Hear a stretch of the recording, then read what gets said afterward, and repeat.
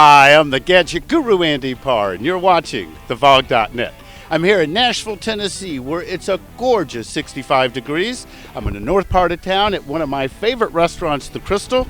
Well, while I was in town, I had to catch up with one of our VOG members, and it's time to do a VOG member spotlight on Cliff02. Cliff, it is my pleasure to meet you. My pleasure to meet you, Andy. It's great to see you. Now, I'm to understand you've been riding bikes for quite some time. Can you tell me a little bit about your history? I've been riding motorcycles. I got my license in 1971. I started out on a 350 Honda, moved up to a 450, then a 750. Then I bought my first Ironhead Sportster. I spent more time working on it than I did riding it.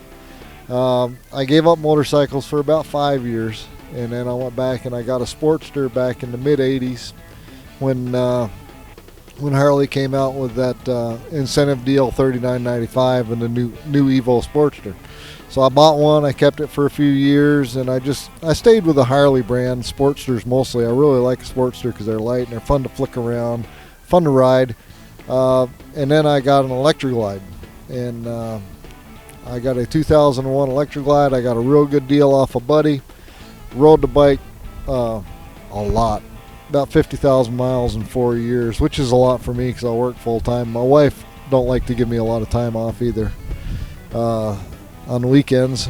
And then last year I just got the itch and I wanted something different, so I went and traded my Electroglide in on this beautiful 2011 cross country. Now, how did you find out about Victory? You know, it's quite a big step. As you know, a lot of people, when you come from a Harley, once you're in that brand, many people feel you're in it for life. What made you jump ship? I started researching different motorcycles because I do a lot of touring, and I wanted something different.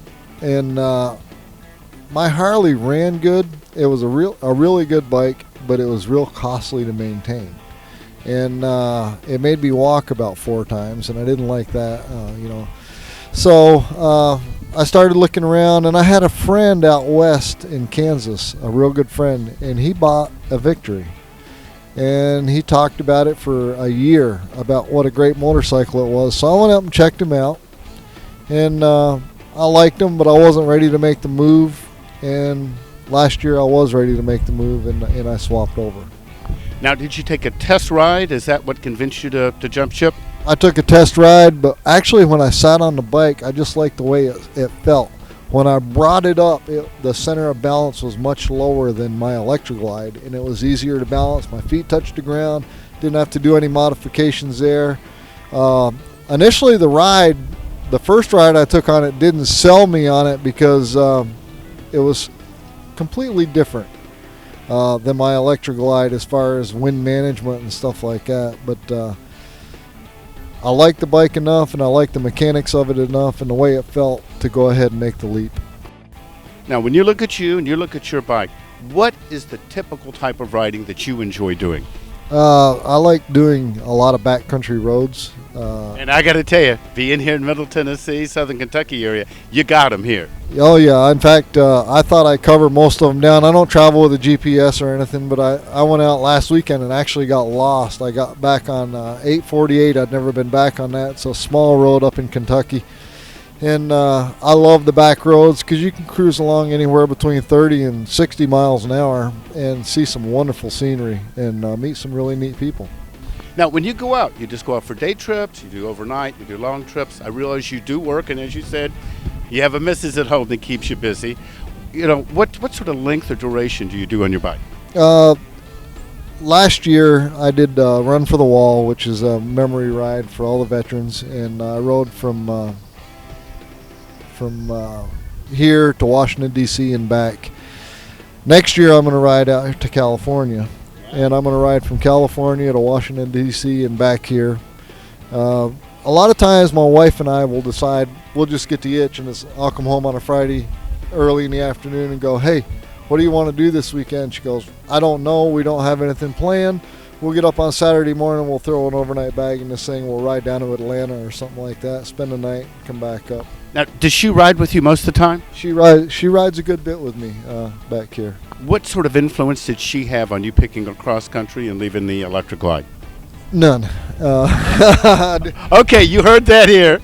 I didn't ask. I just we have this relationship. My wife is a beautiful woman. We've been married for 38 years. She's tolerated me for a long time. I did not include her on the I told her I was going to go look, and there was a possibility that I might buy.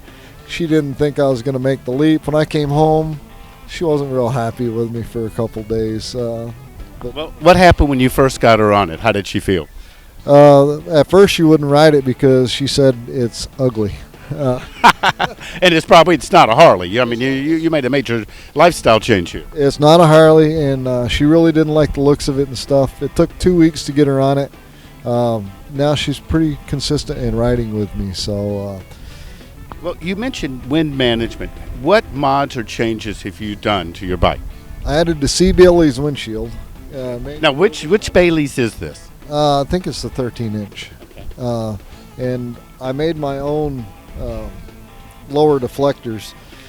I was going to buy the Victory deflectors, air deflectors, but I put the PIA driving lights on, and they're in the upper crossbar. And I said, well, I'm more worried about being seen than I am heard, so I like them lights there, but the Victory lower wind deflectors didn't really work with it, so I made my own, and I made my own cutout around and everything, so I get full movement of the handlebars. And that really has seemed to solve the problems of it.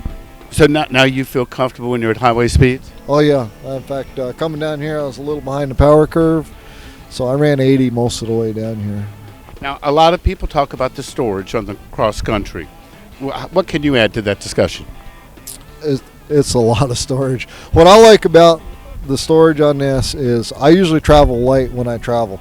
I'll take 3 pairs of blue jeans, 6 or 7 different pair of underwear, socks, 5, 6 t-shirts, all my stuff, including my wet weather gear and heavy warm gear for different climates, fits in here, and I don't have to carry any external bags like I used to have to on my Harley. Okay, so you're happy with the storage? You like the ease of access, the lockability, everything? Absolutely. It's very handy. You can just keep on stuffing and lock it up and walk away. So other than the wind management with your lowers and your shield, anything else that you've done? The only thing I've done to it is a stage 1. And okay, for people who have a stock model and are considering going to a stage 1, what's your advice? Go ahead and get used to the stock first. Get 500, 600, 700 miles on the bike, and then go ahead and make the leap to the stage 1. And that's basically what I did. And I'm glad I did, because you get used to the bike as it comes from the factory, and there is a noticeable difference when you put the stage 1 on. At least there was for me. Is it both performance and sound? Performance and sound. Primarily performance, so.